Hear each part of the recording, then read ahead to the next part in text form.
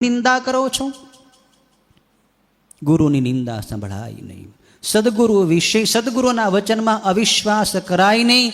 જો કાર્યમાં સફળતા મેળવવી હોય તો ગુરુ વચનની અંદર વિશ્વાસ રાખવો જોઈએ. ગુરુ કદાચ ગમે તેવી આજ્ઞા આપે, એ આજ્ઞાનું પાલન કરવું જોઈએ. ગુરુનું વચન હિતકારી હોય છે, ગુરુનું વચન જ સત્ય હોય છે.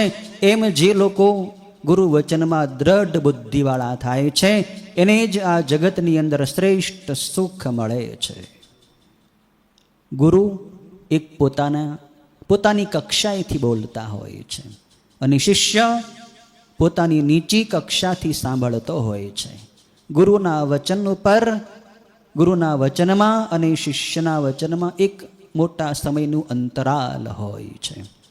કદાચ શિષ્ય ગુરુની વાત સમજી ન શકે, પણ છતાંય શિષ્યે ગુરુની વાત માનવી જોઈએ, સ્વીકારવી જોઈએ અને એની આજ્ઞાનું પાલન કરવું જોઈએ.